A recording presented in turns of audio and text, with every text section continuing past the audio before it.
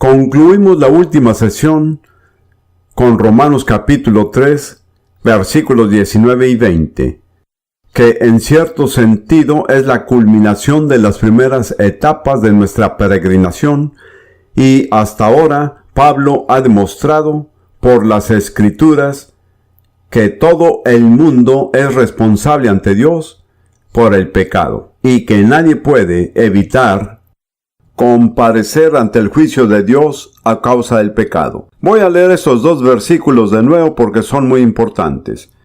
Pero sabemos que todo lo que la ley dice, lo dice a los que están bajo la ley, para que toda boca se cierre, y todo el mundo quede bajo el juicio de Dios. Hasta este punto nos ha llevado Pablo. El mundo entero es responsable ante Dios, tanto judíos como gentiles. Todas las personas religiosas como las no religiosas, todos son responsables ante Dios. Y luego continúa diciendo que el seguir los reglamentos o la ley nunca cambia el hecho de que aún así rendiremos cuentas a Dios.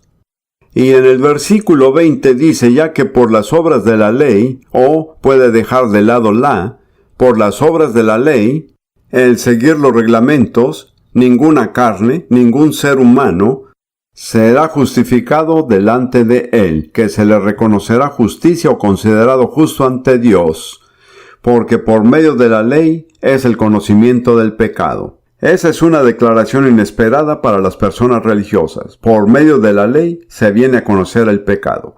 Y he aprendido por experiencia que a muchos cristianos les resulta muy difícil comprender por qué Pablo decía que la ley es lo que hace que reconozcamos el pecado. Y luego se preguntan por qué Dios dio la ley si lo único que hace es hacernos conscientes de que somos pecadores, pero sin poder hacernos justos. Así que voy a dedicar esta sección en particular al paréntesis que lo encontrarán en el bosquejo. Los 6 propósitos por los cuales la ley fue dada. Por la experiencia he aprendido que si no me ocupo de esto, usted tendrá toda una serie de preguntas sin respuesta que a su vez les quitará la atención de la parte positiva que Pablo está desarrollando. Entonces les quiero proponer de las Escrituras 6 propósitos por los cuales se dio la ley. Antes que nada es para mostrarles a los hombres la realidad y el poder del pecado. Primero viene el diagnóstico y luego el medicamento. Y psicológicamente es muy cierto. De nada sirve explicarle a la gente el camino de la salvación si no se han percatado de que están con la enfermedad del pecado. Una persona primero debe estar convencida de que es pecadora antes de reconocer y recibir el plan de la salvación de Dios. Dios hace lo mismo. Él no nos ofrece el plan de la salvación hasta que nos muestre cuán desesperados lo necesitamos. Pero estamos enfermos de una enfermedad incurable que es el pecado y solo hay un remedio. Ahora vamos a las Escrituras. Leamos nuevamente a Romanos 3:20, ya que por las obras de la ley ningún ser humano será justificado delante de él, porque por medio de la ley es el conocimiento del pecado. Ese es el primer propósito por el cual Dios dio la ley, para mostrarnos la enfermedad del pecado. La ley es el diagnóstico de Dios para hacernos conscientes del estado pecaminoso que prevalece en nuestras vidas. Y sin contar la Biblia y los libros basados en la Biblia, no creo que haya ningún libro en el mundo que revele la naturaleza del pecado. Este es uno de los beneficios invaluables de la Biblia. Fui discípulo de uno de los más grandes filósofos de la antigüedad, Platón. Y Platón realmente se interesaba en el tema de la justicia. La llamaba la excelencia o la virtud. Y su conclusión fue que el conocimiento es virtud. Lo pensó muy a fondo y no lo pensó a la ligera. Y afirmaba que si la gente sabe lo que está bien, hará el bien. Eso va completamente en contra de la experiencia humana. Continuamente nos enfrentamos con gente que sabe lo que está bien y no lo hacen. Y saben lo que está mal y lo hacen. Y también están conscientes de que hacer el mal les costará caro y aún así lo hacen, porque solo la Biblia define esta fuerza dentro de nosotros, que se llama pecado. Lo que nos lleva a hacer cosas en contra de nuestro propio beneficio, aún sabiendo lo que hacemos. Así que el conocimiento por sí solo no es la solución. La única solución es el Evangelio. Permítanme que les dé unos pasajes más sobre este tema de Romanos capítulo 7. Y más adelante vamos a ver detalladamente el capítulo 7 de Romanos, así que permítanme que escoja unos pasajes ahí. Romanos 7, versículo 7. ¿Qué diremos pues? La ley es pecado. En ninguna manera, como decimos nosotros, que muera el pensamiento, pero yo no conocí el pecado sino por la ley, porque tampoco conociera la codicia si la ley no dijera, no codiciarás. ¿Cómo es que llego a conocer el pecado? Por la ley, así es. Y de nuevo en los versículos 12 y 13. De manera que la ley a la verdad es santa y el mandamiento es santo, justo y bueno. Pablo es muy cuidadoso al indicar que no hay nada de malo en la ley. La falla no está en la ley. Versículo 13. Luego, lo que es bueno vino a ser muerte para mí en ninguna manera, como decimos nosotros, que muera el pensamiento, sino que el pecado, para mostrarse pecado, produjo en mí por medio de lo que es bueno muerte, a fin de que por el mandamiento el pecado llegase a ser sobremanera pecaminoso. El propósito de la ley es poner en evidencia la pecaminosidad total del pecado, para mostrarla en toda su fealdad, para desenmascararla. No hay otra fuente de esta revelación salvo la Biblia. El segundo objetivo de la ley es mostrarle al hombre que es incapaz de alcanzar la justicia por sus propios esfuerzos. Y Pablo nuevamente nos comparte su experiencia propia en este mismo capítulo 7, en los versículos 18 al 23. Yo sé que en mí, esto es, en mi carne, no mora el bien. Debo mencionarles que, y surgirá de nuevo, que la palabra carne se usa a veces en un sentido técnico. No se refiere al cuerpo físico, sino a la naturaleza que se ha heredado por descendencia de Adán, mi antigua naturaleza adánica. Yo sé que en mí, esto es, en mi carne, no mora el bien. Porque el querer el bien está en mí, pero no el hacerlo. Me pregunto, ¿cuántos de ustedes van a identificarse con estas palabras? Versículo 19. Porque no hago el bien que quiero, sino al contrario, el mal que no quiero, eso hago. Y si hago lo que yo no quiero, ya no lo hago yo, sino el pecado que mora en mí. ¿Vieron lo que sucede? Nos muestra que hay una fuerza obrando en nuestro interior que incluso se contrapone a nuestra voluntad e intención sincera. Versículo 21. Así que queriendo yo hacer el bien, hallo esa ley, que el mal está en mí. Versículo 22. Porque según el hombre interior, me deleito en la ley de Dios. Versículo 23. Pero veo otra ley en los miembros de mi cuerpo, que hace guerra contra la ley de mi mente y que me hace prisionero de la ley del pecado que está en mis miembros. Versión la Biblia de las Américas. Y la palabra que significa prisionero no se refiere a un criminal que ha violado la ley, sino a un prisionero de guerra. Alguien que ha sido capturado como prisionero y está obligado a luchar contra el bando al que realmente pertenece. Esa es la descripción de Pablo de su propia experiencia. Por mi parte yo digo, amén Pablo, te entiendo. Porque a los 15 años de edad, mientras que aún estaba en Eton, se anunció un decreto a la universidad que ordenó la confirmación de todos los muchachos de 15 años en la iglesia anglicana. Bueno, realmente no tenía ganas de que me confirmaran, así que le escribí a mi padre que estaba en la India en el ejército británico y le dije, no quiero ser confirmado. Me sorprendió la respuesta de mi padre. Me contestó diciendo, tú serás confirmado. Lo que me sorprendió fue que mi padre creía que hacía bien si iba a la iglesia 2 veces al año, en Navidad y en Pascua. Por esta razón no entendía por qué quería que me confirmara. De todos modos, para hacer la confirmación en la iglesia anglicana, como muchos saben, hay que ir a instruirse. Y fui instruido por un tutor de historia y no por un profesor religioso. Y lo ponen a uno a aprender a responder ciertas preguntas. Y para aquellos que han estado en la iglesia episcopal, ¿cuál es la primera pregunta? ¿Cómo te llamas? Bueno, eso es fácil de responder. La siguiente es, ¿quién te puso el nombre? Y la respuesta es, aunque no lo creo, mis padrinos de bautismo, etc. Pero no entraré en todo eso. Para estudiar estas preguntas me di cuenta del hecho de que realmente no era tan bueno como pensaba.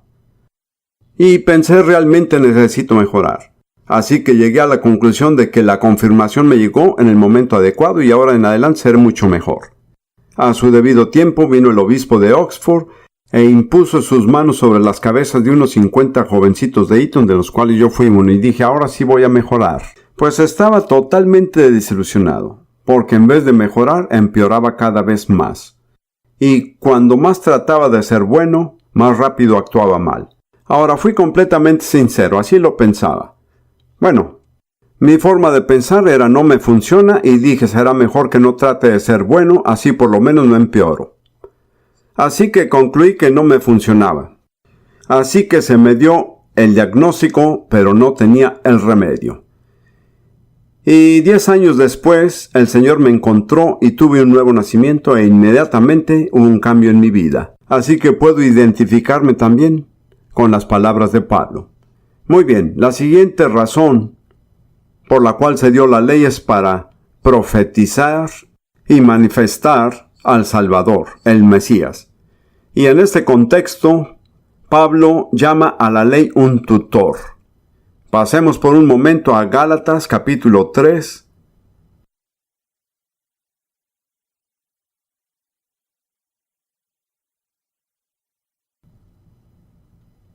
Versículo 24.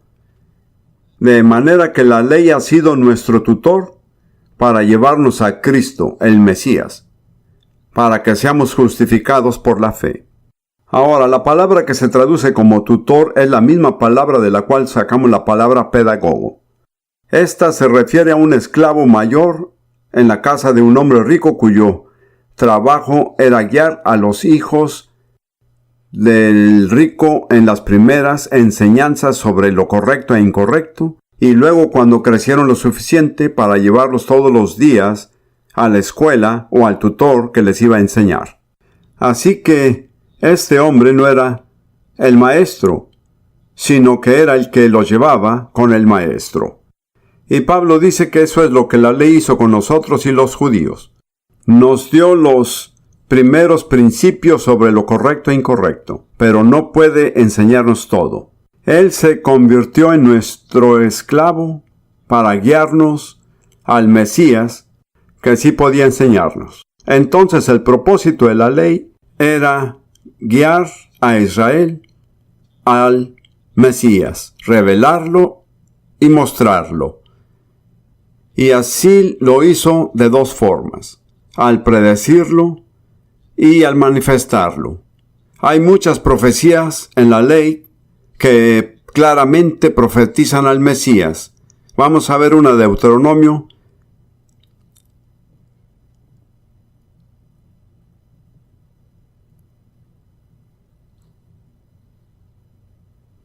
Capítulo 18, versículos 18 y 19. Hablándole a Moisés, el Señor le dice: profeta como Moisés le levantaré del medio de sus hermanos como tú, y pondré mis palabras en su boca, y él les hablará todo lo que yo le mandare. Mas a cualquiera que no oyere mis palabras, que él hablare en mi nombre, yo le pediré cuenta. Así que se profetiza claramente que Dios iba a levantar a Israel de entre sus propios hermanos a un profeta que sería como Moisés. Yo compuse un estudio hace unos años llamado Un profeta como Moisés. Encontré creo que 26 rasgos en los que Moisés y Jesús son semejantes. No hay otro profeta que llegue a tanta cantidad de puntos, cuyo profeta debía poseer una autoridad única, ya que les iba a decir todo lo que Dios les ordenaba, y si no lo escuchaban, Dios se lo exigiría. Y todos los apóstoles del Nuevo Testamento coinciden unánimemente en que esta promesa de aquel profeta como Moisés se cumplió en Jesús, así que hubo la profecía del Mesías. Pero el Mesías también fue manifestado en la ley, en muchas de sus ordenanzas y sacrificios. De hecho, pienso que cada sacrificio en la ley, de alguna manera u otra, anuncia a Jesús. No hay un solo sacrificio que no nos diga algo acerca de Jesús, si lo podemos ver. Como un ejemplo está el Cordero de la Pascua judía, en el que después de matarlo en Egipto, cuya sangre protegió a los hogares de los israelitas contra la ira y el juicio de Dios que cayeron sobre los egipcios, que no estaban protegidos. Y déjenme aclarar que no es cuestión de nacionalidad o de raza. La pregunta fue una sola: ¿había sangre puesta en la casa o no? Y esta es quizás la imagen más clara de Jesús, el Cordero de Dios, que puede encontrarse en cualquier parte de la Biblia. Vamos a buscar solo 2 pasajes en el Nuevo Testamento en los que esta imagen del Cordero de la Pascua judía aplica a Jesús. El primero está en Juan, capítulo 1, la introducción de Juan el Bautista, que fue enviado para preparar el camino para el Mesías. Juan capítulo 1, versículo 29. El siguiente día vio Juan el Bautista a Jesús que venía hacia él y dijo: He aquí el Cordero de Dios que quita el pecado del mundo. Él fue quien cumplió con ser el prototipo del Cordero Pascual. Y luego, más específico, aún en 1 Corintios 5:7, esto lo aplica Pablo a Jesús. Y dice, y ahora se está refiriendo al decreto de la Pascua judía en la que todo hogar judío había de purgarse de la levadura. Y dice, limpiaos pues de la vieja levadura, para que seas una nueva masa, sin levadura como sois, porque nuestra Pascua, que es Cristo, ya fue sacrificada por nosotros. Entonces ahí afirma específicamente que Cristo fue el verdadero Cordero de la Pascua judía y, por supuesto, tenemos en cuenta que su sacrificio, su muerte, ocurrieron en la temporada de la Pascua judía. Así que la ley les mostró a quienes estaban debajo de ella la verdadera solución, el Mesías que estaba por venir. Y luego la cuarta razón de la ley, que no siempre se entiende, especialmente por los gentiles, es conservar a Israel como una nación separada a la que el Mesías pueda venir, es decir, que esté bien guardada o encerrada. Y Pablo lo repite en Gálatas, capítulo 3, versículo 23. Pero antes que viniese la fe, estábamos nosotros los judíos confinados bajo la ley, encerrados para aquella fe que iba a ser revelada. Entonces los judíos se vieron encerrados por la ley en una situación particular para mantenerlos listos para el Mesías. Y si quieren buscar las palabras de Balaán, que es una profecía acerca de Israel, están en Números 23, versículo 9. Números 23, 9. Esta es una visión profética de Israel. Porque desde la cumbre de las peñas lo veré, desde los collados lo miraré. He aquí un pueblo que habitará confiado y que no será contado entre las naciones. La palabra naciones es goyim, que también significa gentil. Así que aún después de que fueron dispersados o expulsados de su propia tierra durante 2000 años, la profecía con respecto al pueblo judío se ha cumplido, un pueblo que vivirá apartado y que no se contará entre las naciones. Es uno de los hechos más notables de la historia que esa nación judía pudo ser dispersada de su propia tierra en el año 70 a.C., y 19 siglos después de haber pasado 2000 años entre otras por lo menos 100 naciones, pudo conservarse como un pueblo apartado e identificable. Mi primera esposa era danesa. Ella solía decirme, si dispersaras a los daneses entre otras naciones y los buscaras 100 años después, no encontrarías a uno solo. Es algo único y verdadero solo con Israel, y lo que los mantuvo separados principalmente fue la ley de Moisés, y una ordenanza en particular, el sábado. Eso siempre los ha distinguido de los demás. y se conservaron así a un tremendo costo personal y sacrificándose a sí mismos. Como ven, Dios tenía que tener un pueblo a quien el Mesías pudiera venir. Estuve en Singapur hace unos años dando una plática a unas 3,000 personas, casi todas chinas. Y mientras predicaba cómo librarse de la maldición, los miraba. Y me dije a mí mismo, difícilmente hay alguien aquí entre esas personas que no tengan un ancestro de 3 generaciones atrás que no haya sido idólatra. Y luego pensé, Dios nunca podría haber enviado a su Hijo a una nación así, porque de haber obedecido a sus padres, habría estado adorando a un Dios falso. ¿Lo ven? Dios tuvo que preparar con mucho cuidado a una nación y especialmente a quien pudiera enviar a su Hijo, para que pudiera obedecer a sus padres, seguir la ordenanza de su nación y aún permanecer fiel a Dios. Es un gran milagro el que Dios haya podido efectuarlo. Muy bien, sigamos con los propósitos de la ley. Para proporcionarle a la humanidad un patrón de una nación gobernada por leyes justas. Veamos solo por un momento lo que dice Nehemías capítulo 9, versículos 13 y 14. Esto es parte de una gran oración que se oró después del regreso del exilio babilónico. Y ensayaron todos los actos de Dios en nombre de Israel. Y después dijeron, y sobre el monte Sinaí descendiste, y hablaste con ellos desde el cielo, y les diste juicios rectos, leyes verdaderas y estatutos y mandamientos buenos. Les ordenaste el día de reposo santo para ti, y por mano de Moisés tu siervo, les prescribiste mandamientos, estatutos y la ley. Esto es muy cierto.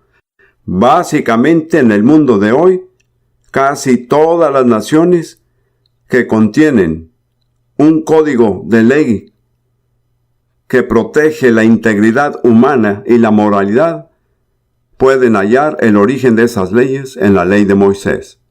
Así que la ley estableció un patrón al que todas las otras naciones podían observar para ver qué se puede esperar de una nación gobernada por leyes justas. Finalmente, y esto es muy importante y por lo general no se tiene en cuenta, el propósito de la ley o un propósito de la ley era el de proporcionar material inagotable para la meditación espiritual. ¿Cuántos de ustedes conocen las primeras palabras de Salmos 1? Las primeras 3 palabras. Bienaventurado el hombre, que no anda según el consejo de los impíos, ni se detiene en el camino de los pecadores, ni se sienta en la silla de los burladores. Más bien, en la ley del Señor está su delicia, y en ella medita de día y de noche. ¿Cuál es el resultado? Será como un árbol plantado junto a corrientes de aguas que da su fruto a su tiempo y su hoja no cae. Y todo lo que hace prosperará. Si quiere tener éxito, la clave está en que se medita.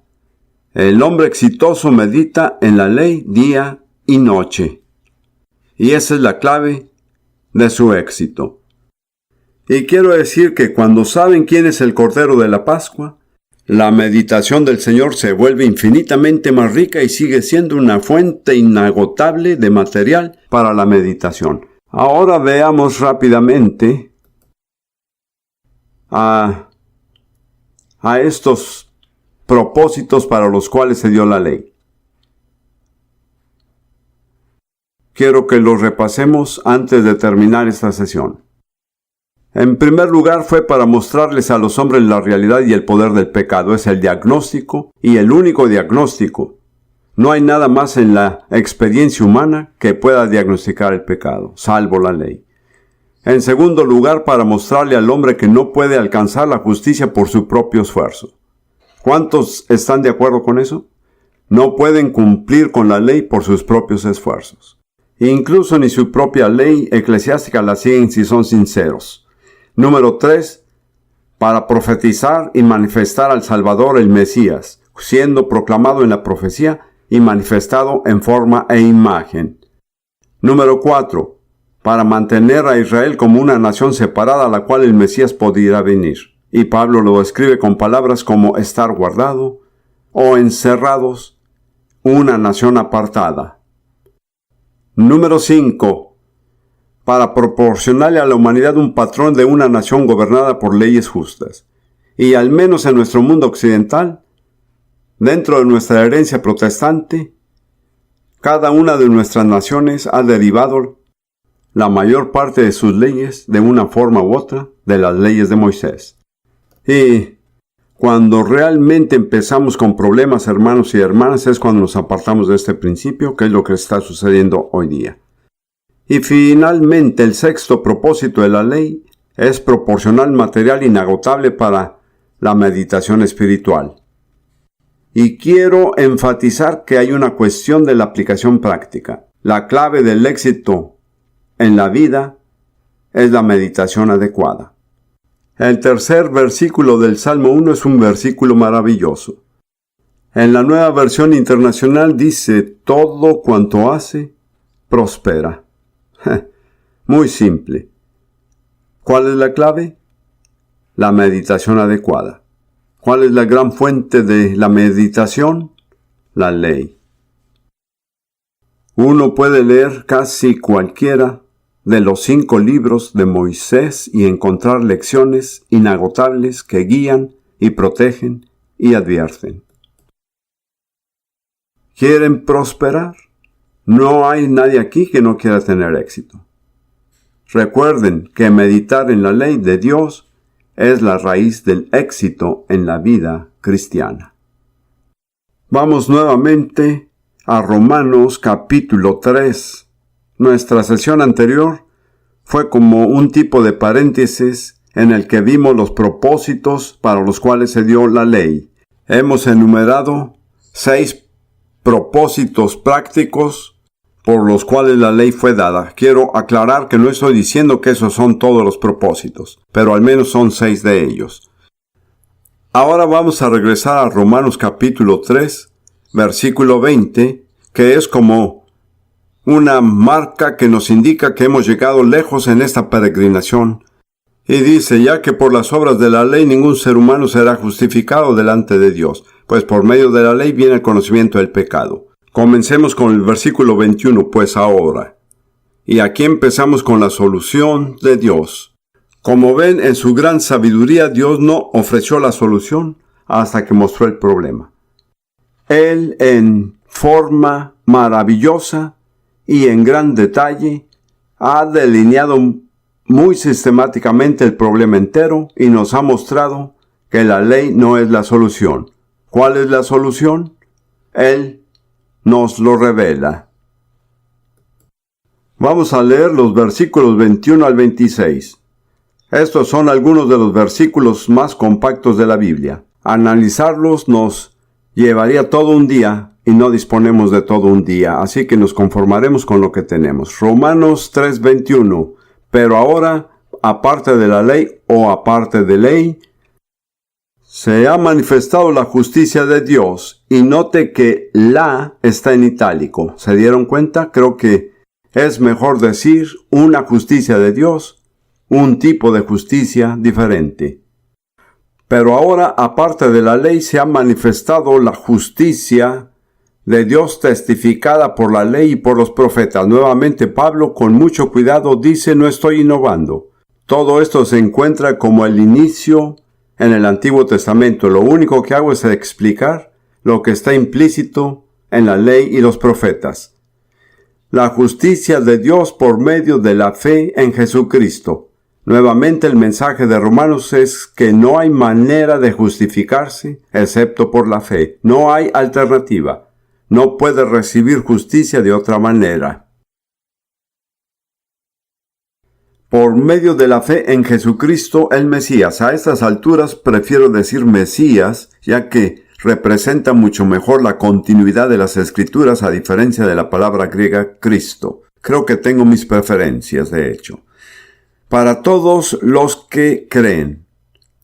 Así que esta justicia, que es por fe, se le ofrece a todo aquel que cree. La palabra todo es importante. No se trata de algo limitado a la nación judía. Es para todo el que lo necesite. ¿Quiénes son los que lo necesitan? En una palabra, Todos. ¿Pero a quién se refiere con todos? A los pecadores, así es. La justicia de Dios por medio de la fe en Jesucristo el Mesías para todos los que creen en Él, porque no hay diferencia. ¿Con respecto a qué? Con respecto a la pecaminosidad. Hay muchas diferencias. Diferentes razas, diferentes colores, culturas, idiomas, religiones. Pero hay una cosa que todos tenemos en común. Todos somos culpables del pecado. Todos somos responsables ante Dios por nuestros pecados, por lo mismo no hay diferencia entre el judío y el gentil, el protestante o el católico, negros o blancos, todos están iguales. Versículo 23.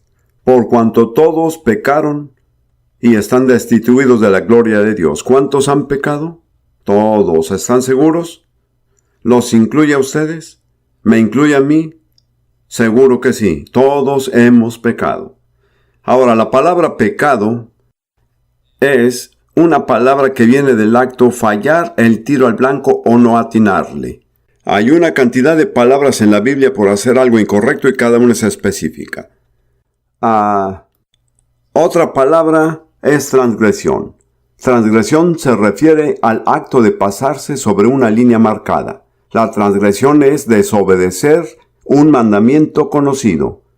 Ahora, los judíos eran culpables de transgresión. En la mayoría de los casos, los gentiles no lo eran. No tenían un mandamiento que conocieran. Por lo que efectivamente eran distintos en ese aspecto, pero estaban igual con respecto al pecado, al no llegar a cumplir el propósito para el cual fuimos creados.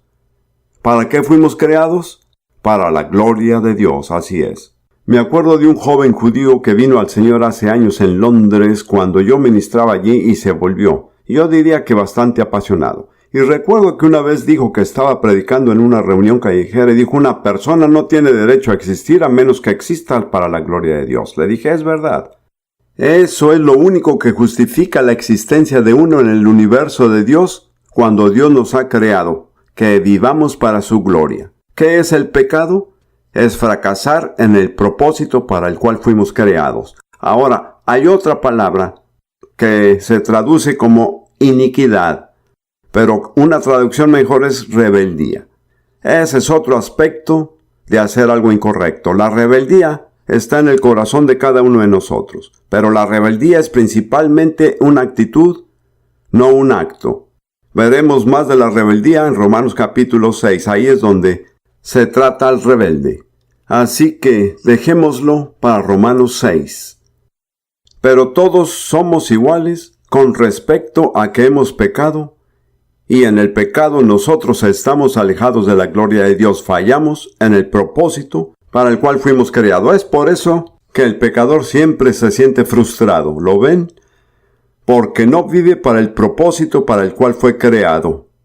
Es como si tomaran un Cadillac y lo usaran para mover muebles. No les irá muy bien, ¿no es así? O como si tomaran un camión y lo usaran como taxi, se les complicaría completamente. El tema es que las cosas están hechas para un propósito y están siendo mal utilizadas.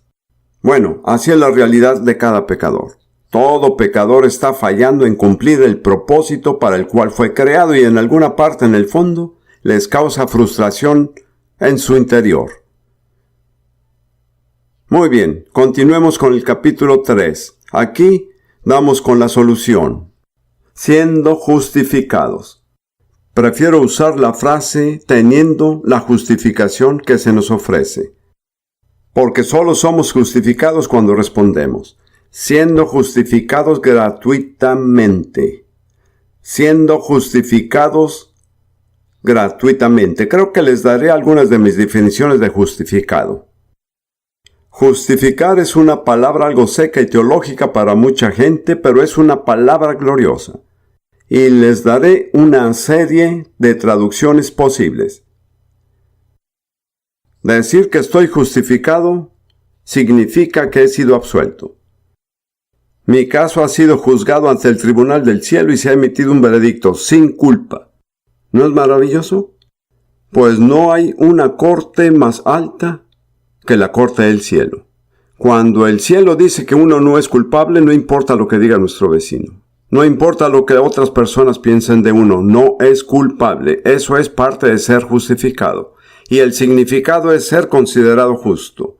Dios le reconoce la justicia basado en su fe. Pero la misma palabra griega también significa ser hecho justo. Así que no es tan solo reconocerle la justicia a uno, sino que como resultado algo más sucede dentro de sí. Recuerden que dijimos que Dios llama a las cosas y como Él las dice, así son. Puede que no haya un cambio obvio o inmediato, pero el proceso entero se encuentra ahí en lo que Dios llama. Entonces Dios elige llamarnos justos. Y cuando Él nos llama justos, somos justificados. Otra traducción dice, y algunos de ustedes la han escuchado, justificado significa justo como si nunca hubiera pecado. ¿Por qué? Porque he sido considerado justo con la justicia de Dios. No por mi propia justicia, no por mi mejor esfuerzo, sino que por fe he recibido como un regalo la justicia de Dios. Y si no lo aceptan como un regalo, querido hermano y hermana, nunca lo recibirán. No puede uno ganárselo. Está más allá del alcance de nuestra capacidad, así como lo está el cielo sobre la tierra. Dios dijo en Isaías 64, versículo 6, todas nuestras obras justas son como trapo de inmundicia. Él no dijo todos sus pecados.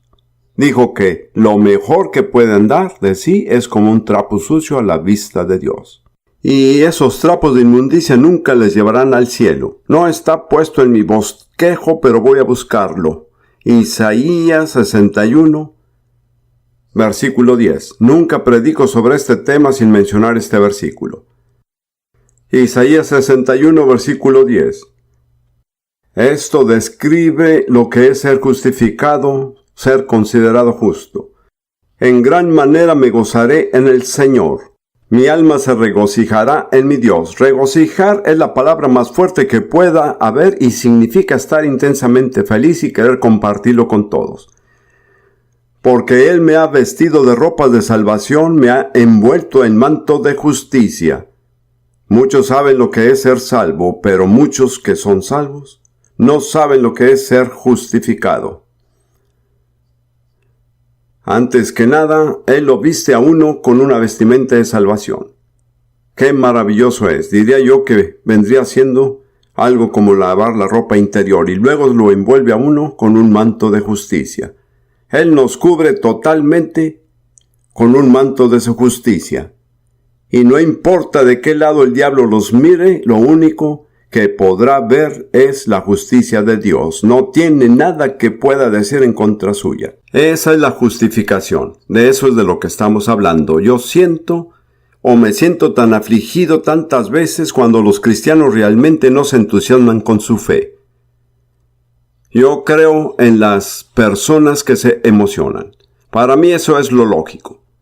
El que uno cree estas cosas y no se entusiasme con ellas es ilógico. Me acuerdo que cuando asistí a la iglesia anglicana, y que no es una crítica de la iglesia anglicana, pero como todo adolescente criticón escuchaba las palabras que se decían y las bellas oraciones y confesiones y eran gloriosas.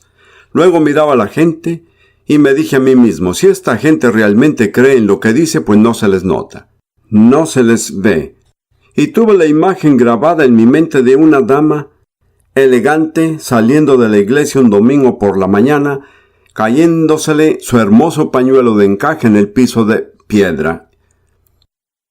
Y corriendo hacia ella, yo levanté el pañuelo y se lo devuelvo. Y ella se mostró mucho más emocionada por recuperar el pañuelo que por todas las cosas que había dicho sobre la salvación. Como ven, las personas que se comportan así nunca captan lo que dicen. Porque si realmente lograran comprender que Dios los ha cubierto con el manto de su justicia, harían lo que Isaías dice, en gran manera me gozaré en el Señor, me regocijaré en el Dios de mi salvación. Estoy tan feliz que lo contaré a los demás y no me quedaré sentado en la banca. Tendré que levantarme a gritar y a bailar, no hay incoherencia en eso. Eso es lógico. Soy un profesional de la lógica. Y decir que creen todas estas cosas maravillosas que se mencionan en Romanos y en todo el Nuevo Testamento y que no les cause emoción es totalmente inconsistente. Significa que en realidad no creen lo que dicen ustedes. Y solo el Espíritu Santo puede convencerlos. El hermano Prince no puede convencerlos. Muy bien, volvamos a Romanos 3. Versículo 24. Siendo justificados gratuitamente por su gracia. En Romanos capítulo 5 veremos la declaración de que recibimos la justicia como un regalo. Así que ténganlo en cuenta, no nos vamos a adelantar más. Por su gracia. Y entendemos que la gracia es la obra sobrenatural de Dios que hace cosas por nosotros que no podemos merecernos. La gracia no se puede ganar. ¿Lo podemos decir juntos? La gracia no se puede ganar. Y si hay algo que se hayan ganado, no es la gracia. La gracia comienza cuando lo hayas perdido todo. Sigamos. Siendo justificados gratuitamente por su gracia mediante la redención que es en Cristo Jesús. Esa palabra redención, usada en la versión griega del Antiguo Testamento, se refiere al propiciatorio, el arca, en el tabernáculo de Moisés. Es una hermosa imagen. Ahí el arca. Dentro de ella estaba la ley que se había roto, que clamaba contra Israel. Pero Dios proveyó un propiciatorio que era exactamente la misma medida que el arca, que cubría la ley quebrantada. Y fue el lugar donde Dios se manifestó y habló, y que fue cubierto por los querubines de la gloria. Y como verán, mientras el arca esté descubierta, no hay acceso a Dios. Pero cuando el arca está cubierta por el propiciatorio, Dios puede acercarse a uno y se puede acercar uno a él y él puede hablarle. Tienen acceso a la presencia inmediata de Dios Todopoderoso, gracias al propiciatorio.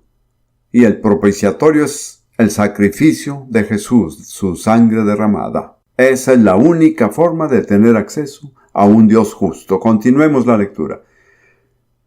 Versículo 25. Por su gracia mediante la redención que es en Cristo Jesús, a quien Dios puso como propiciación por medio de la fe en su sangre.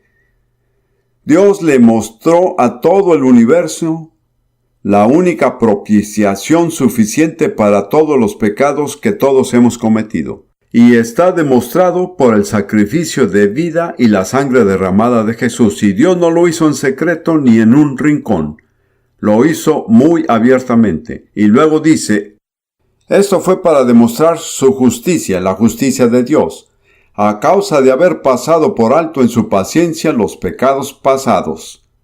Como ven, está el misterio de que, bajo la ley de Moisés durante casi 15 siglos, Israel continuamente recordaba sus pecados.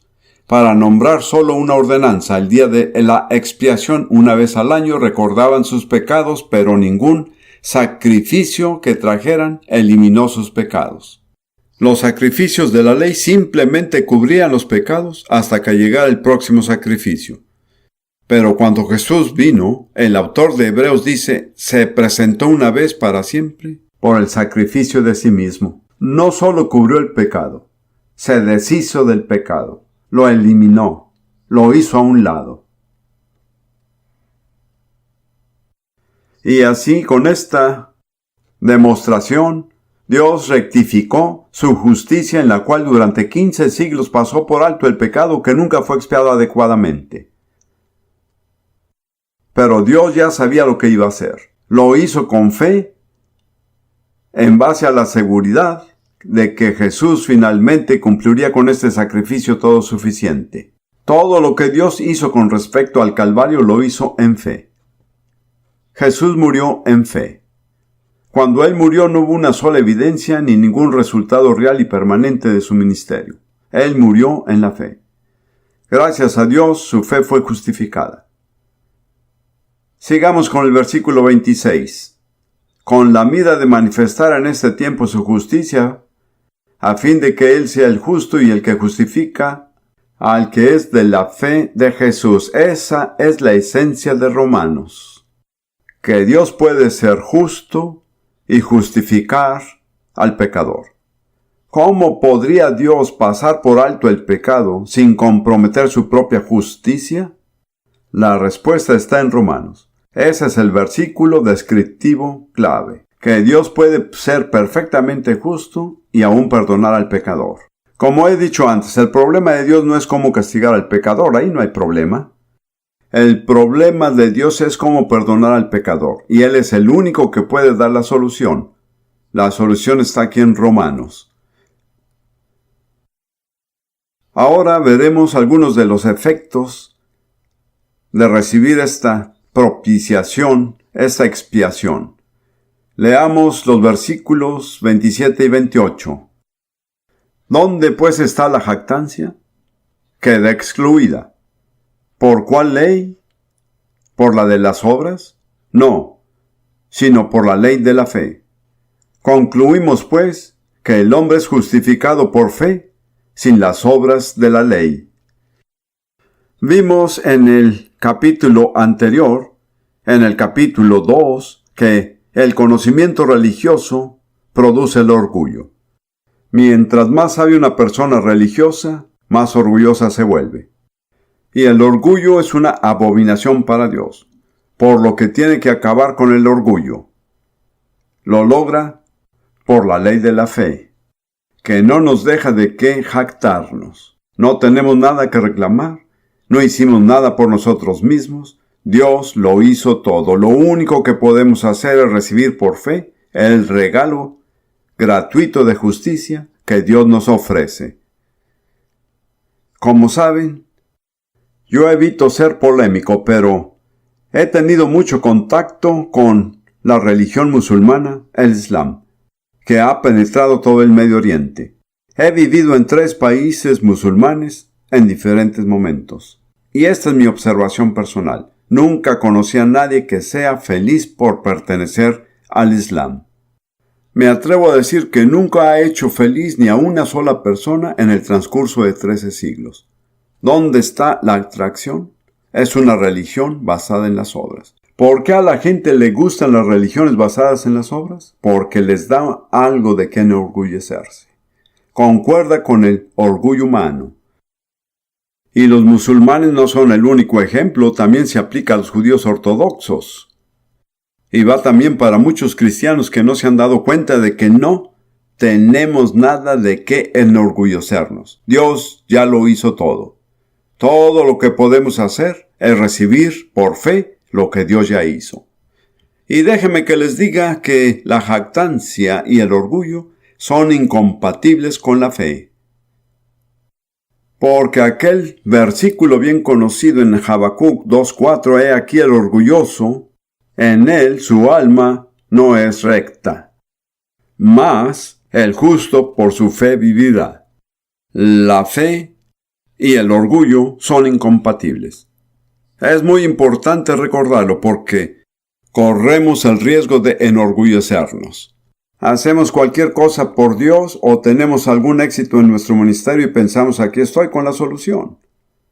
Eso es terriblemente peligroso. No hay lugar para el orgullo, hay que excluirlo completamente. Es algo muy interesante que en el curso de su ministerio en la tierra, Jesús trató con 2 personas a quienes elogió especialmente por su fe. Lo interesante de esto es que ninguno de ellos fue judío. Uno fue el centurión romano, que dijo, no soy digno de que entres bajo mi techo, pero di la palabra, eso es todo lo que necesitas. Jesús le dijo, os digo que ni aún en Israel he hallado tanta fe. ¿Qué había en su fe? La humildad. No soy digno. No clamo ser alguien, solo di la palabra. La otra, una de mis historias favoritas en la Biblia, la mujer sirofenicia que tuvo una hija poseída por un demonio. Y ella corrió tras él y lloraba y se molestó y los discípulos le dijeron, dile que se vaya porque viene gritando detrás de nosotros. Pero ella no se iba. Primeramente ella lo llamó hijo de David y no respondió porque el hijo de David era su título con el pueblo judío y ella no era judía. Luego lo llamó Señor y entonces le respondió. Y le dijo, ¿qué es lo que quieres? Y ella dijo, echa fuera al demonio que tiene mi hija. Él realmente puso a prueba su humildad. Porque él le dijo, no está bien tomar el pan de los hijos y echárselo a los perrillos. ¿Con esto cómo le llamaba? Un perro. Es un insulto en el occidente, pero créame que en el Medio Oriente decirle a uno un perro es el peor insulto.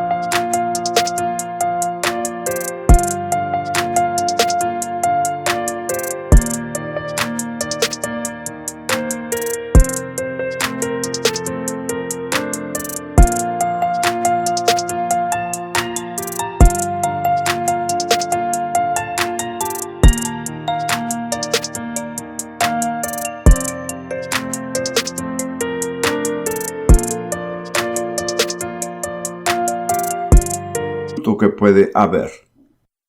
Pero él la estaba poniendo en su lugar. Le quiso decir, estoy comprometido por pacto con Israel, hice un pacto con ellos a través de Moisés de que sería su sanador, pero no tengo ningún trato contigo. Así que solo eres un perro. Como ven, cuando Dios parece ser duro, realmente es más misericordioso. Y su respuesta fue, sí, Señor.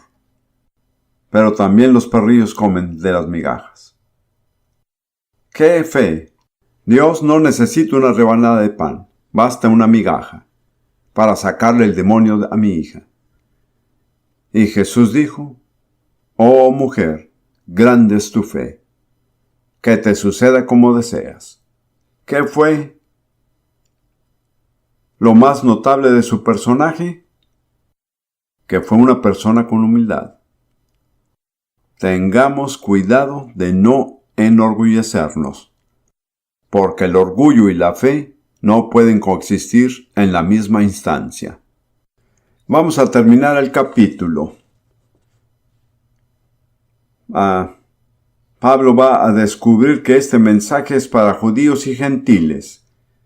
Él dice en el versículo 29, ¿es Dios solamente Dios de los judíos? ¿No es también Dios de los gentiles? Ciertamente también de los gentiles, porque Dios es uno, que es la gran declaración del judaísmo, y Él justificará por la fe a los de la circuncisión y por medio de la fe a los de la incircuncisión. El requisito básico es la fe, ¿se dieron cuenta? La fe puede expresarse por la circuncisión o puede obrarse sin la circuncisión. Pero sin importar la forma en que llegue, es la fe y solo la fe que forma la base de la justificación. La circuncisión sin la fe no justifica al hombre. Y luego termina con esto, que es muy importante, en el versículo 31. Luego, por la fe invalidamos la ley. ¿Hacemos a un lado la ley? ¿Qué dice? Que muera el pensamiento. En ninguna manera, sino que confirmamos la ley. Es muy importante entenderlo. La fe en Jesús y el Nuevo Testamento no anulan la ley de Moisés. Es parte de la palabra de Dios. Es permanente. Es más, los únicos que pueden tomar la ley tal como está escrita son los que creen que Jesús murió en su lugar. Cualquier grupo de personas, judíos o gentiles, quien quiera que sea, mormones, adventistas, del séptimo día, mienten si afirman que están siguiendo la ley de Moisés completamente. No es cierto. Podemos decir que creemos en toda la ley. Nosotros no descartamos ningún mandamiento, ni siquiera cómo tratar con un conejo si lo matamos, porque Jesús ya lo asumió en nuestro lugar. Nosotros somos los únicos en todo el mundo que podemos aceptar la ley en su totalidad. Pero su totalidad se cumplió en Jesús, y por su muerte hemos sido liberados de la ley.